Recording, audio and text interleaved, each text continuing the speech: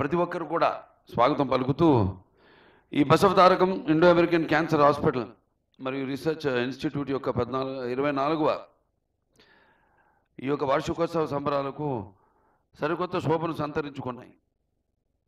ఉత్సవాలలో పాల్గొంటున్న మీ అందరికీ నా కృతజ్ఞతలు తెలియజేసుకుంటున్నాను. ముఖ్యంగా మీ యువనేత అంటే తెలంగాణ రాష్ట్ర ముఖ్యమంత్రి యువనేత అందరికీ ఒక ఆదర్శం, పోరాట పటిమ కల ఒక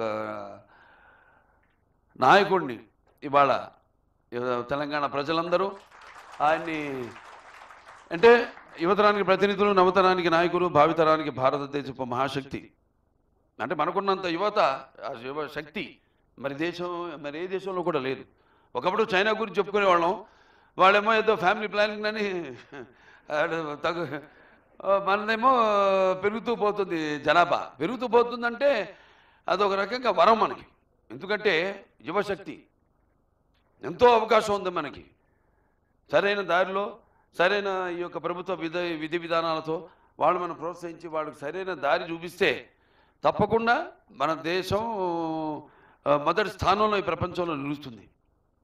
చూస్తున్నాం మనం ఇప్పుడున్న ఈ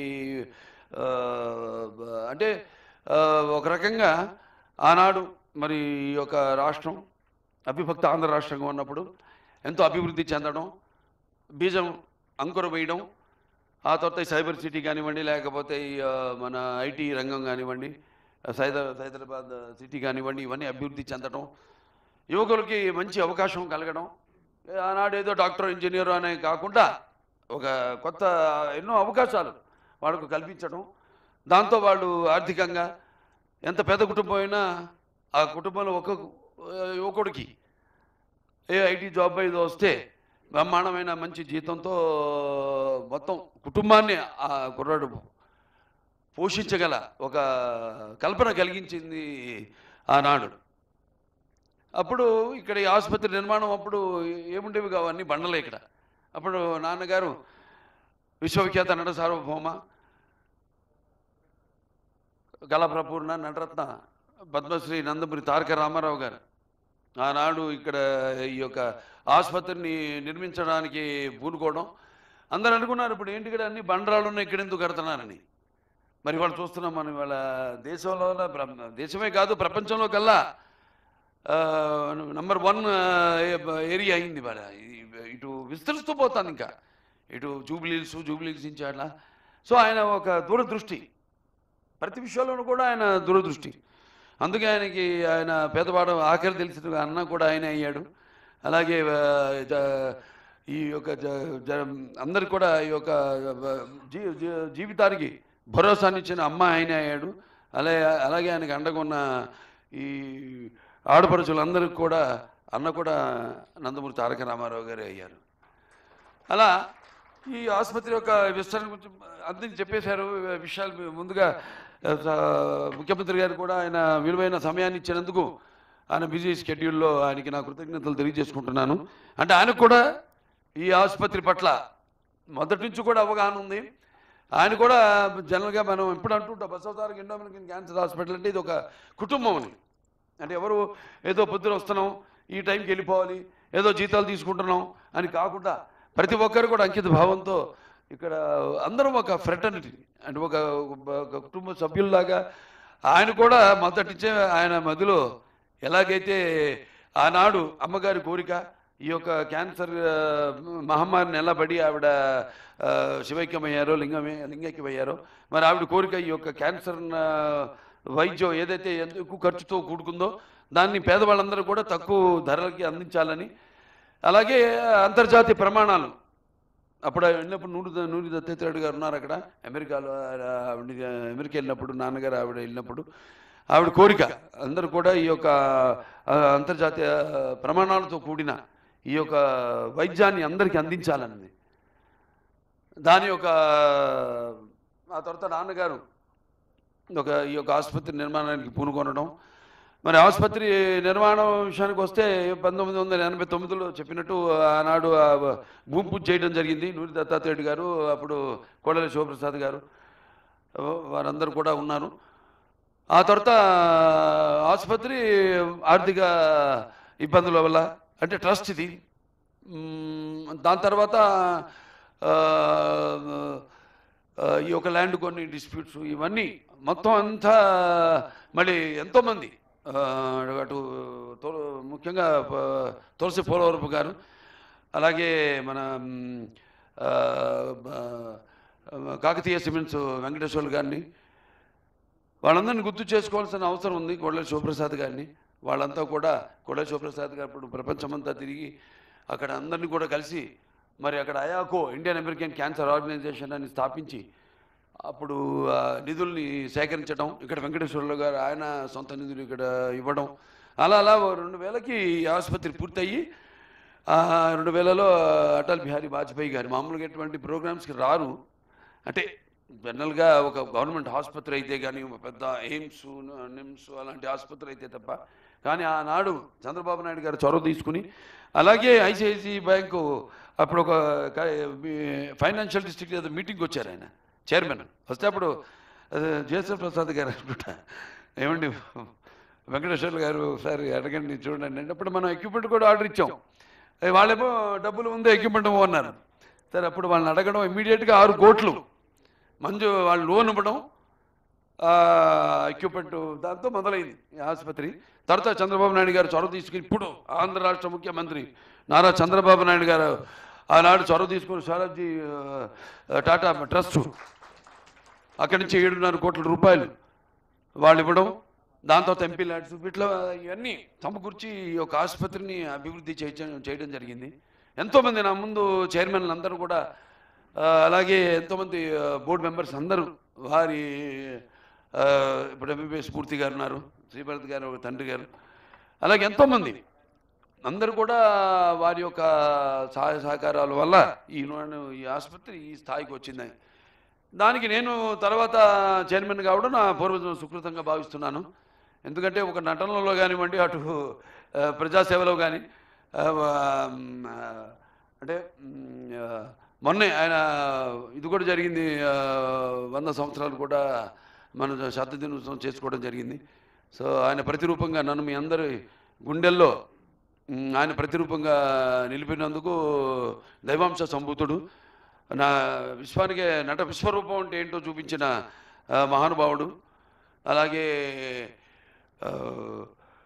మొత్తం ఈ యొక్క నాకు ఆ తర్వాత ఈ ఆసుపత్రికి చైర్మన్ అయ్యే అవకాశం కలగడం అన్నది ఈ రకంగా ఒక హిందూపూర్ ఎమ్మెల్యేగానే కాకుండా నా హిందూపూర్ ప్రజలందరూ కూడా నా కృతజ్ఞతలు తెలియజేసుకుంటున్నాను. అక్కడ కూడా ఆసుపత్రిని ఎంతో అభివృద్ధి చేశాము, కార్పొరేట్ స్థాయికి తీసుకెళ్ళాము అక్కడ ఆసుపత్రిని కూడా, మామూలు గవర్నమెంట్ ఆసుపత్రిని కూడా. అలాగే ఈనాడు ఇలా ప్రజా సేవ చేసే ఈ రకంగా అటు శాసనసభ్యుడిగా ఈ అవకాశం ఇచ్చినందుకు అది నా పూర్వజన్మ సుకృతంగా భావిస్తున్నాను.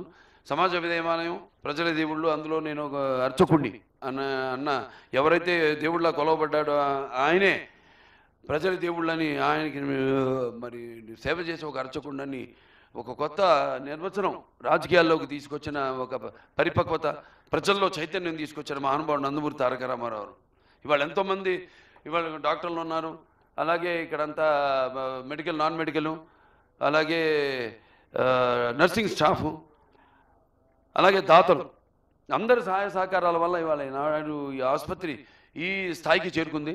ఎంతోమంది ముఖ్యంగా బ్యాంకర్స్కి అయితేనేమి, లేకపోతే మన ప్రైవేట్ అండ్ పబ్లిక్ సెక్టర్ ఇండస్ట్రియలిస్టులకి అయితేనేమి, మిగతా దాతలు అందరికీ, ప్రభుత్వాలకి, వాళ్ళందరూ కూడా నా కృతజ్ఞతలు తెలియజేసుకుంటున్నాను. సో ఎక్కడికక్కడ మనం బేరుజు వేసుకుంటూ, అంటే నిమ్స్ ఉంది, లేకపోతే వేరే గవర్నమెంట్ క్యాన్సర్ హాస్పిటల్స్ ఉన్నాయి, వాటిలన్నిటితో కూడా మన ఎప్పటికప్పుడు రేట్లన్నీ కూడా కంపేర్ చేసుకుంటూ వాటికంటే తక్కువ ఉండేలా, అలాగే ఇక్కడ బయట కాళ్ళు హోటల్స్ వచ్చే వాళ్ళందరూ కూడా కన్సెషన్స్ ఇవ్వడం, లేని వాళ్ళకు కూడా కన్సెషన్స్ ఇవ్వడం, ఉచితంగా దారిద్ర్య రేఖ దిగువ ఉన్న వాళ్ళందరూ కూడా ఉచితంగా వైద్య సేవ చేయడం జరుగుతుంది ఇక్కడ. అలాగే ఇక ముందు ఆసుపత్రి ఇంకా ముందు అంటే చూస్తున్నాం మనం ఇవాళ ఈ క్యాన్సర్ అన్న మహమ్మారి ఎలా దేశంలో, ఒకప్పుడు కార్డియాలజీ దాని తర్వాత క్యాన్సర్ అయిన వాళ్ళు ఇవాళ దాన్ని ఈ రెండు సమతుల్యంగా వెళ్తున్నాయి సమాజంలో ఇవాళ ఈ యొక్క రెండు రోగ అటువంటిది ఇన్సూరెన్స్ పెరుగుతుంది. దానికి తగ్గట్టుగా ఆసుపత్రిని కూడా విస్తరణ చేయవలసిన అవసరం ఉంది. అలాగే మన ముఖ్యమంత్రి గారు రేవంత్ రెడ్డి గారిని వెళ్ళి మేము కలిసాము. అడగగానే వెంటనే మాకు ఈ యొక్క విస్తరణ సహాయ సహకారాలు పూర్తిగా ఆయన అందిస్తాము అని అప్పుడే ఉత్తర్వులు కూడా జారీ చేయడం జరిగింది. సో ఆయనకి అందరి మా బౌర్డు తరఫున మన ఆసుపత్రి తరఫున ఆయనకి నా కృతజ్ఞతలు తెలియజేసుకుంటున్నాను. ఇలాగే ఈ ఆసుపత్రి ఇంకా ఎంతో సేవలు అందిస్తాం, తప్పకుండా మాట ఇస్తున్నాం, కోరుకుంటున్నాం కాదు. ఇవాళ చూస్తున్నాం మన ఆసుపత్రి ఎంతెంత ఇవాళ ఆ నమ్మకంతోనే మనం చేస్తున్న సేవలను గుర్తించే ఇవాళ ప్రభుత్వాలు కానీ అందరూ కూడా మనకి సహాయ సహకారాలు అందిస్తున్నారు. కాబట్టి అందరూ కూడా నా కృతజ్ఞతలు తెలియజేసుకుంటూ మరి తమ అమూల్యమైన ఈరోజు మరి 24 అంటే వచ్చే సంవత్సరం 25వ వార్షికోత్సవం జరుపుకుంటున్నాం. దానికి కూడా మీరు తప్పకుండా రావాలి ముఖ్య అతిథి. ఎందుకంటే ఇది ముఖ్యంగా అనుకోకుండా కాకతాళమే యాదృచ్ఛికము మిమ్మల్ని మేము కలవడం, నేను ఎమ్మెల్యే అవ్వడం, మా శ్రీభరత్ గారు మళ్ళీ ఎంపీ అవ్వడం, మా స్టేట్లోనే హైయెస్ట్ మెజారిటీతో ఆయన గెలవడం, ఇదంతా కాకతీయం. అంటే మంచి ఆలోచన ఉన్నప్పుడు వైబ్రేషన్స్ అంటాం. నేను ఎక్కువ నమ్ముతాను అన్నింటిని. సో అదే అనుకుంటా మనందరిని ఇవాళ మనం కలపడం అంటే ఈ ఆసుపత్రి అభివృద్ధి అంటే సేవలు అందించే అవకాశం ఇంకా విస్తరిస్తుంది తప్పకుండా. మా తరఫున అందరికీ అన్ని ప్రాంతాలు వేరైనా మన అంతరంగాలు ఒకటేనన్నా ధ్యాసలు వేరుగా ఉన్నా మన భాష తెలుగు భాష అన్నాడు ఆనాడు ఇంటివాడు అంతే. అలాగే ఆంధ్రలో కూడా మన ఆసుపత్రిని అక్కడ మనం ప్రారంభించబోతున్నాం. సో అప్పుడు చంద్రబాబు నాయుడు గారు కూడా మనకు స్థలం ఇవ్వడం జరిగింది. సో అలా మన సేవలన్నీ విస్తరించుకుంటూ అంటే అన్ని దూరం ప్రాంతాలు ఉన్నారు. ఇప్పుడు మా ఆసుపత్రిని మన బెంగళూరు కూడా ఎంపైర్మెంట్ చేయడానికి ఇవన్నీ కూడా మేము రకరకాలుగా, ఎందుకంటే మన తెలుగు వాళ్ళు ఎక్కడ చూసినా మన వాళ్ళు ఉన్నారు. ఇవాళ కేవలం మన రాష్ట్రం కాదు, ఈ 2 రాష్ట్రాల్లోనే కాదు, ఇవాళ పక్క రాష్ట్రాల్లోనే కాదు, ఇవాళ తెలుగు మాట్లాడేవాళ్ళు మన దేశంలోనే ఏ భాష మాట్లాడేవాళ్ళైనా తెలుగు భాష మాట్లాడేవాళ్ళు 2వ స్థానంలో ఉన్నాం మనం హిందీ తర్వాత దేశంలో. చెప్తే ఆశ్చర్యపోతారు సార్. అట్లా విదేశాల్లో చూసుకుంటే విదేశాల్లో కూడా నేను ఎప్పుడెప్పుడు ఈ ఫండ్ రైజర్స్కి వెళ్ళినా కూడా వాళ్ళు మనం అందిస్తున్న సేవలను గుర్తించి వాళ్ళు అందిస్తున్న సేవలు మరవరానిది.